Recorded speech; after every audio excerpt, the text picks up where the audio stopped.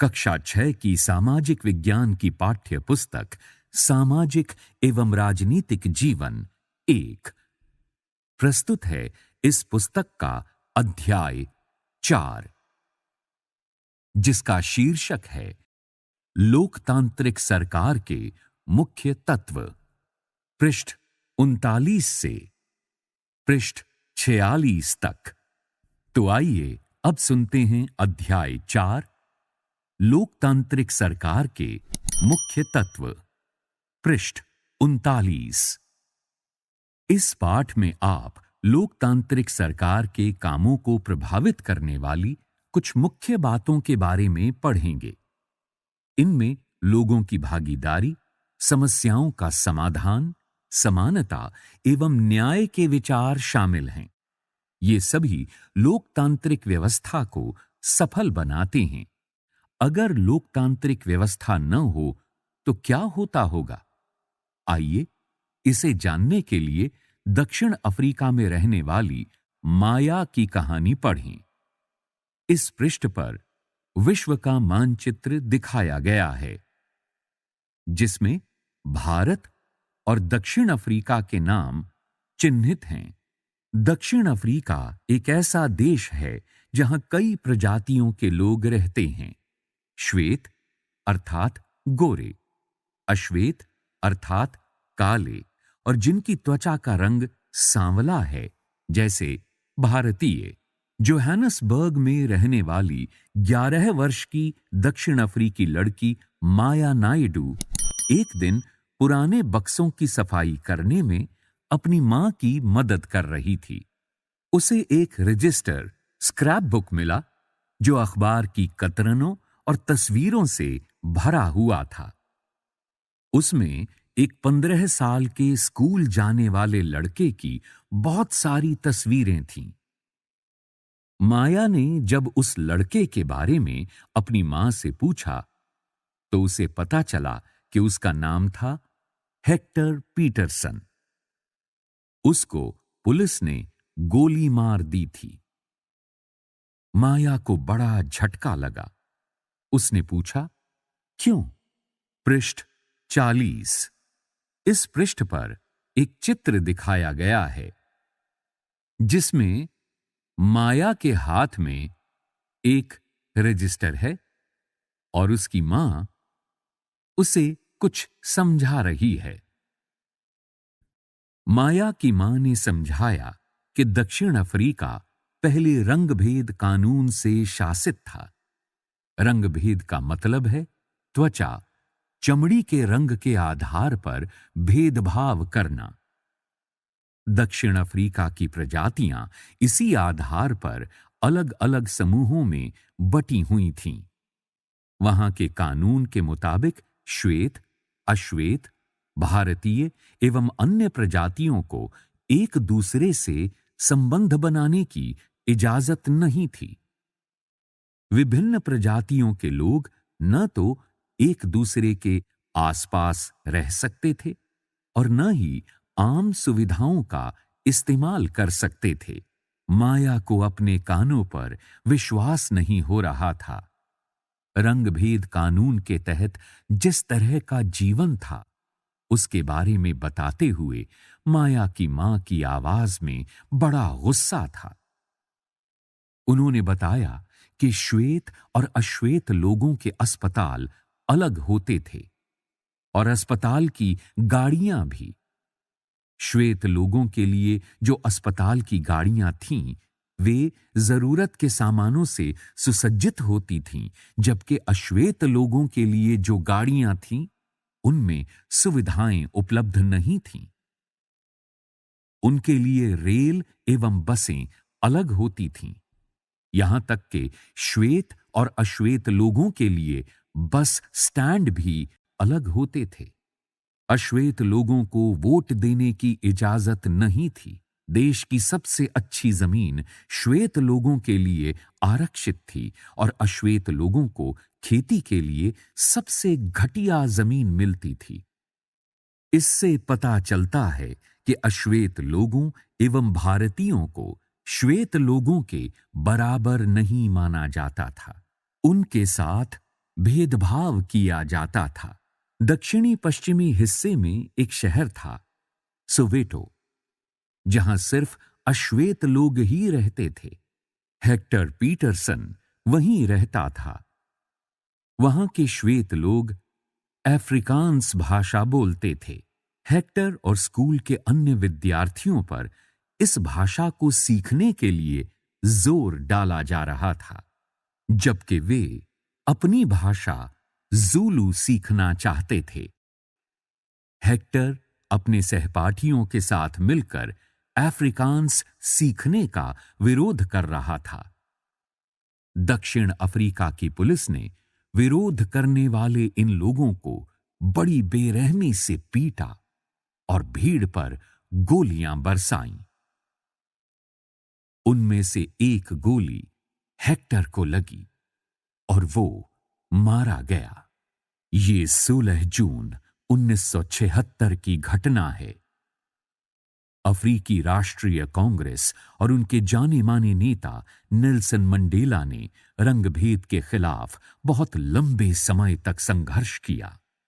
अंततः 1994 में उन्हें सफलता मिली और दक्षिण अफ्रीका एक लोकतांत्रिक देश बना। तब से सभी प्रजातियों के लोगों को बराबर माना जाने लगा। पृष्ठ 41। इस पृष्ठ पर 2 पीली लाइनों के बीच आपसे कुछ पूछा गया है। अश्वेत लोग किस किस तरह से भेदभाव का सामना कर रहे थे, इसकी सूची बनाइए। 1, 2, 3, 4, 5। हेक्टर और उसके साथी किस बात के खिलाफ संघर्ष कर रहे थे? क्या सभी लोगों के साथ बराबरी का व्यवहार होना जरूरी है? क्यों? आइए अब समझने की कोशिश करते हैं कि सरकार के लोकतांत्रिक होने का हमारे लिए क्या मतलब है। भागीदारी। हमारे यहां नियमित रूप से चुनाव क्यों होते हैं? आपने पिछले पाठ में पढ़ा ही है कि लोकतंत्र में लोग निर्णय लेते हैं। चुनाव में वोट देकर वे अपने प्रतिनिधि चुनते हैं। ये प्रतिनिधि ही लोगों की तरफ से निर्णय लेते हैं।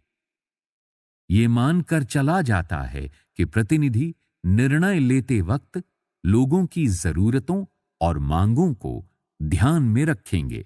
इस पृष्ठ पर पीले रंग के बक्से में आपसे कुछ करने को कहा गया है। कुछ अखबार देखिए और उनमें दी गई चुनाव की खबरों पर चर्चा कीजिए। एक निर्धारित समय के बाद चुनाव होते रहने की क्या जरूरत है? सभी सरकारों को एक निश्चित समय के लिए चुना जाता है। भारत में यह अवधि 5 वर्ष की है। एक बार चुने जाने के बाद सरकार 5 वर्ष तक सत्ता में रहती है। सरकार का फिर से सत्ता में बने रहना तभी संभव है जब लोग उसे बार-बार चुनें। चुनाव का समय लोगों के लिए वो घड़ी है जब वे लोकतंत्र में अपनी ताकत को महसूस करते हैं। इस तरह से नियमित चुनाव होने से लोगों का सरकार पर नियंत्रण बना रहता है। भागीदारी के अन्य तरीके। चुनाव 5 वर्ष में एक बार होते हैं।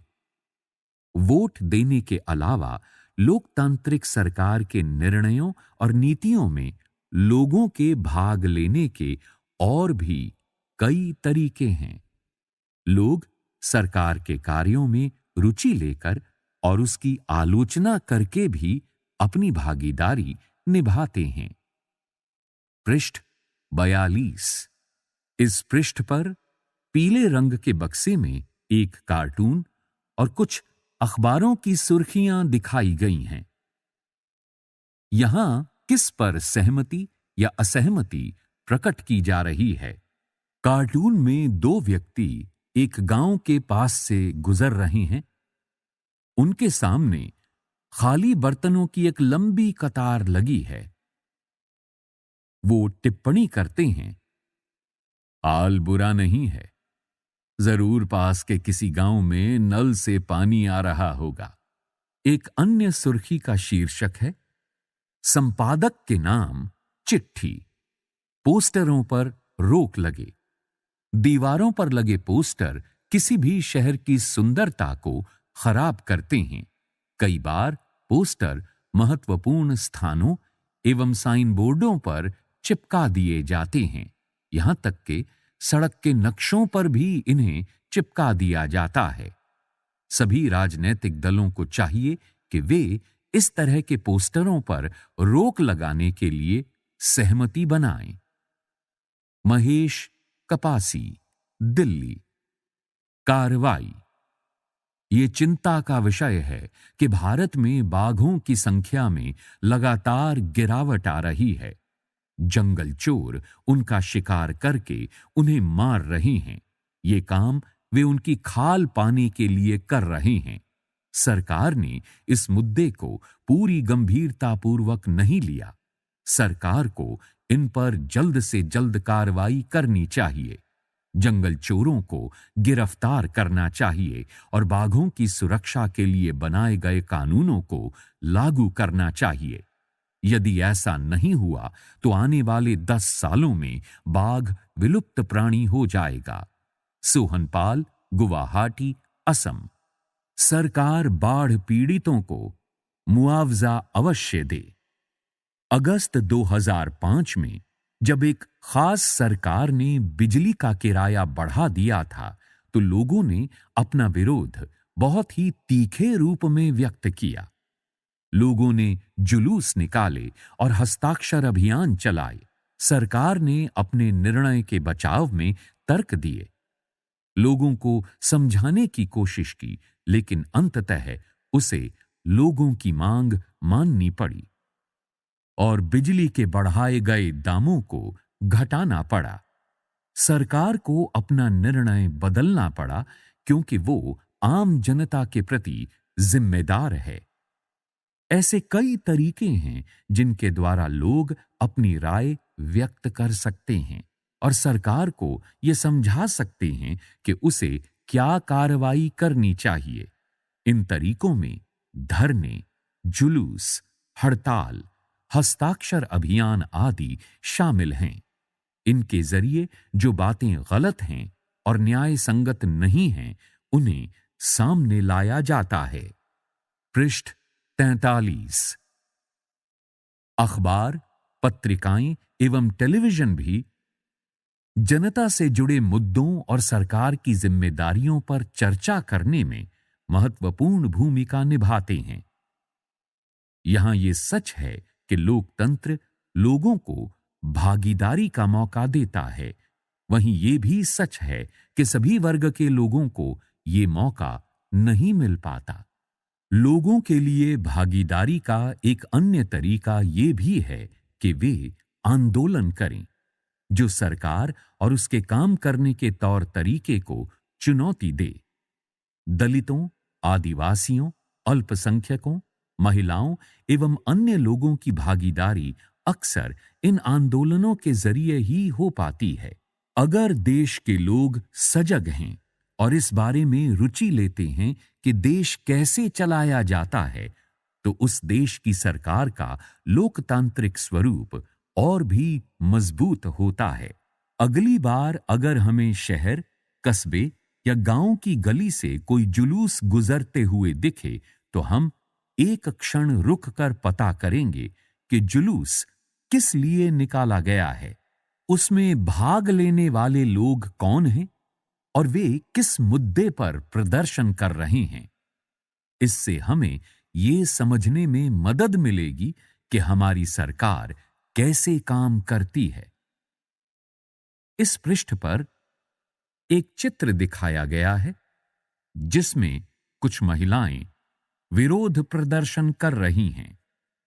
विवादों का समाधान। आपने माया की कहानी में पढ़ा कि कैसे विवादों या समस्याओं के समाधान के लिए कई बार हिंसा का प्रयोग किया जाता है।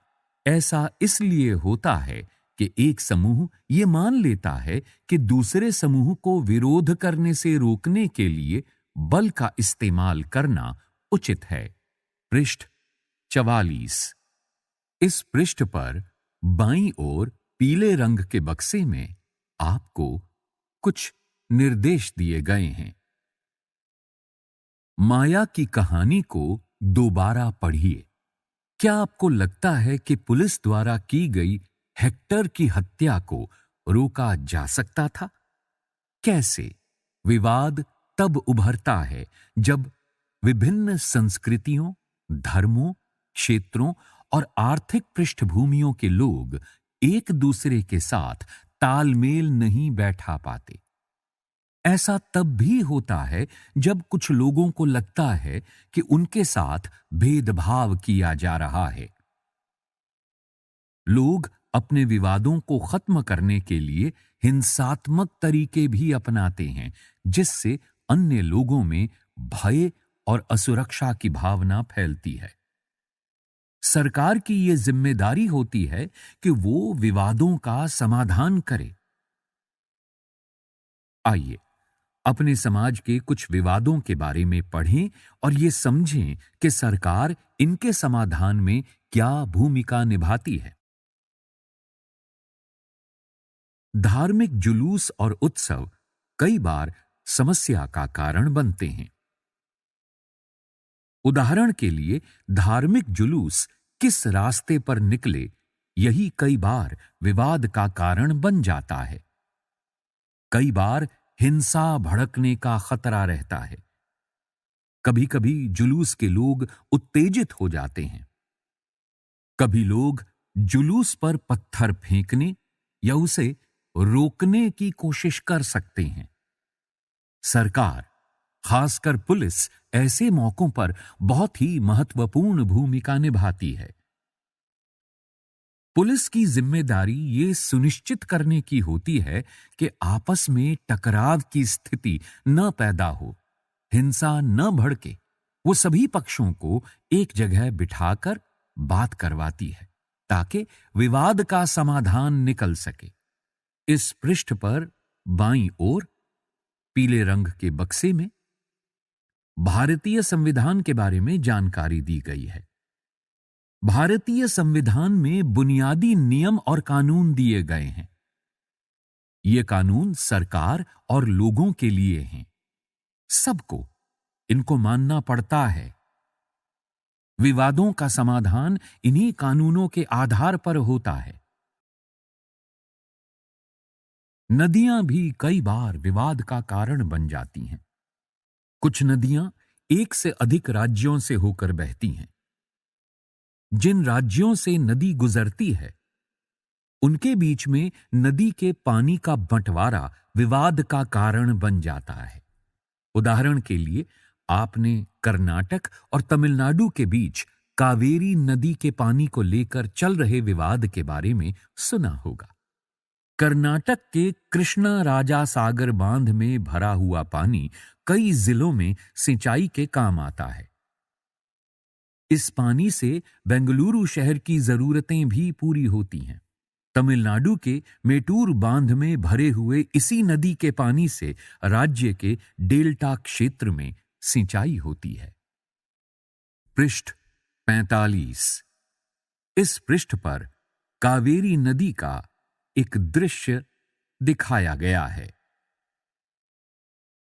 उस दृश्य के नीचे लिखा है, पिछले 30 सालों से दो राज्यों के बीच विवाद का मुद्दा रहने के बावजूद कावेरी शांत भाव से बहती रहती है।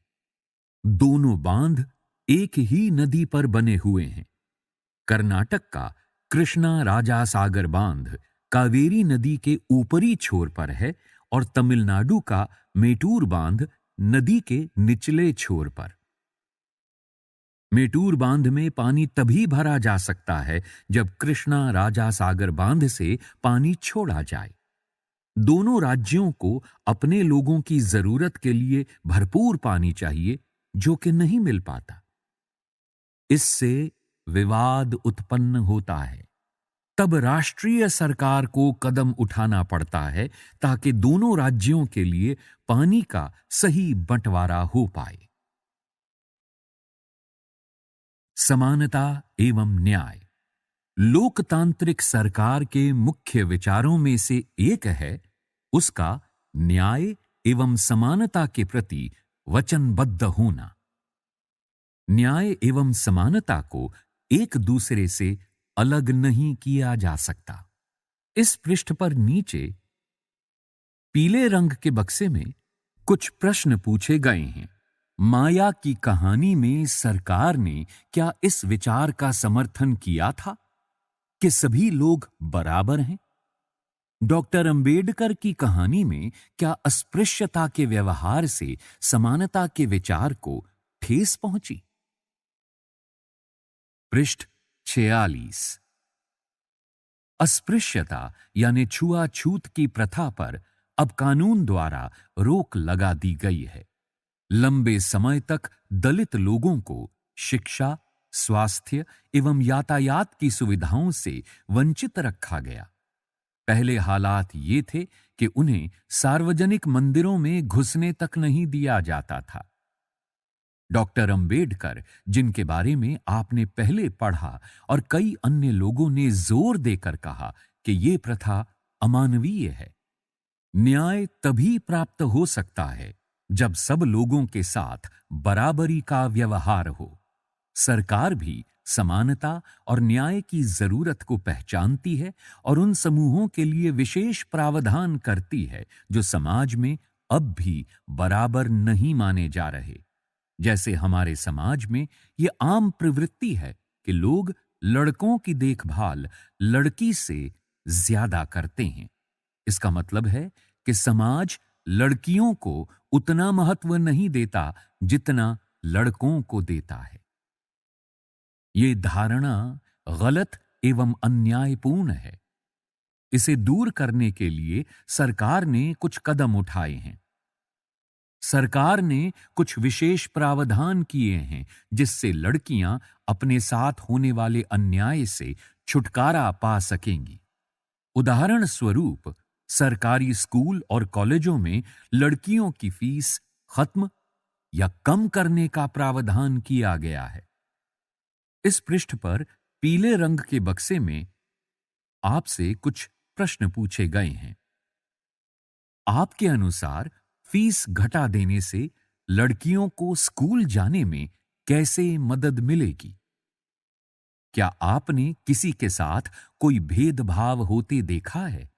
उदाहरण देकर बताइए कि इस स्थिति में आपने उसकी क्या मदद की? क्या अन्य लोग भी आपसे सहमत थे? जो लोग भेदभाव कर रहे थे, उन्हें आपने कैसे समझाया? अभ्यास 1। आज दक्षिण अफ्रीका में माया का जीवन कैसा होगा? 2।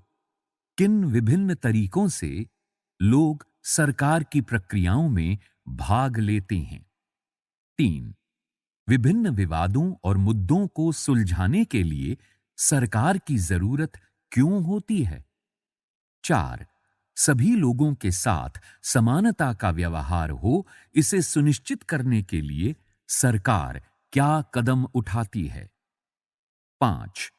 पाठ को एक बार और पढ़कर लोकतांत्रिक सरकार के मुख्य तत्वों की एक सूची बनाइए। उदाहरण के लिए, सभी लोग बराबर हैं। इसी के साथ 9 अध्यायों की इस पुस्तक का चौथा अध्याय यहां समाप्त हुआ।